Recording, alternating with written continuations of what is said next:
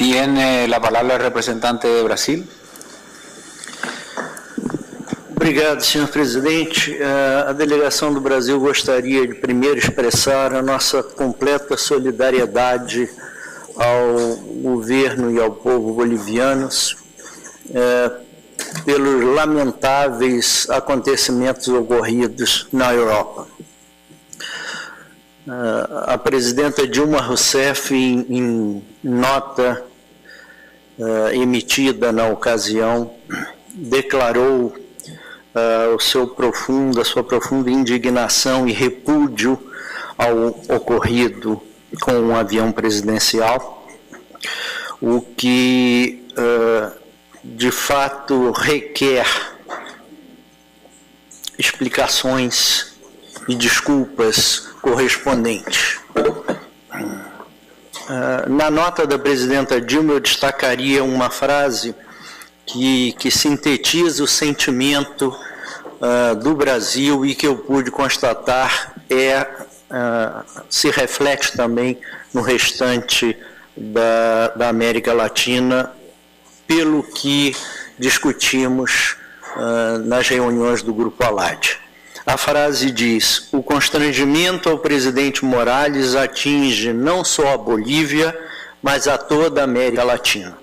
E é essa exatamente a sensação que eu tive nessas reuniões do Grupo ALAD, em que nós apoiamos a proposta feita pela Bolívia, Equador, Venezuela e Nicarágua de um projeto de resolução e com algumas pequenas alterações sugeridas pela própria Bolívia ou acatadas já pelo representante da Bolívia. Creio que temos um texto que seria perfeitamente capaz de ser aprovado por esta organização.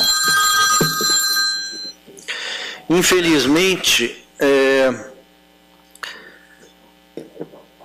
depois de tudo que nós ouvimos aqui hoje, eu chego à conclusão de que talvez a gente possa pensar que a culpa de tudo isso tenha sido do próprio presidente Evo Morales, porque aparentemente ninguém desautorizou o sobrevoo, ninguém desautorizou a aterrissagem, e o presidente Evo Morales deve ter parado em Viena porque quis criar algum problema para alguns países. É realmente lamentável o que aconteceu, é uma situação que de maneira nenhuma deve se repetir, e nas nossas discussões no Grupo ALAD houve alguns questionamentos com relação às normas internacionais que teriam sido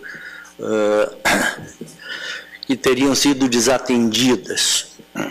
E eu gostaria de destacar algumas aqui que dizem respeito especificamente ao ocorrido com o presidente Evo Morales. Há pelo menos duas convenções internacionais que foram desrespeitadas. A primeira é a Convenção das Nações Unidas sobre Missões Especiais de 1969, conhecida como Convenção de Nova York. Essa convenção trata, como o nome diz, das missões especiais, incluindo os meios de transporte dessas missões especiais. Em vários artigos, ela fala da inviolabilidade dos meios de transporte, como é o caso do artigo 25, parágrafo 3. No artigo 29, ela fala da inviolabilidade pessoal dos membros dessas missões.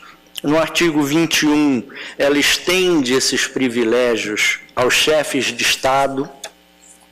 E em seu artigo 42, porque até então a Convenção vinha fazendo referência ao Estado que vai receber essa missão, mas em seu artigo 42 a Convenção fala também dos deveres dos estados de trânsito, de garantirem essa inviolabilidade das missões e de seus meios de transporte. Além disso, a própria Convenção de Viena foi desrespeitada. Alguns questionam o fato de que a Convenção de Viena não se aplicaria a um caso específico de um chefe de Estado, e sim a representantes diplomáticos, mas eu gostaria de lembrar que a própria Corte Internacional de Justiça, num caso chamado Certas Questões de Assistência Mútua em Matéria Criminal, que é um caso de Djibouti versus França, essa Corte Internacional concluiu que a Convenção de Viena sobre Relações Diplomáticas de 1961 se aplica, sim, a chefes de Estado. Ou seja, também neste caso houve um desrespeito. Sem falar nas questões dos costumes, ou seja, não apenas o direito positivo foi desrespeitado, como o direito consuetudinário também. Por todas essas razões, o governo brasileiro entende que sim, é um ato, no mínimo, lamentável e que, por isso mesmo, não se espera que volte a ocorrer em nenhuma ocasião. Foi um ato de desrespeito ao mandatário de um país soberano, de um país democrático. Foi um ato de constrangimento que, como disse a presidenta do Brasil, não se aplicou apenas à Bolívia, mas sim a todos os países das Américas. Por isso mesmo, eu entendo que este Conselho deve sim se manifestar e deve sim aprovar o projeto de resolução apresentado pelos 4 países, porque é importante que se caracterize e que se defina de uma maneira muito clara o descontentamento ou repúdio dos nossos países a atitudes desse gênero que, volto a dizer, não podem se repetir nunca mais. Muito obrigado. Gracias a usted por sus palabras.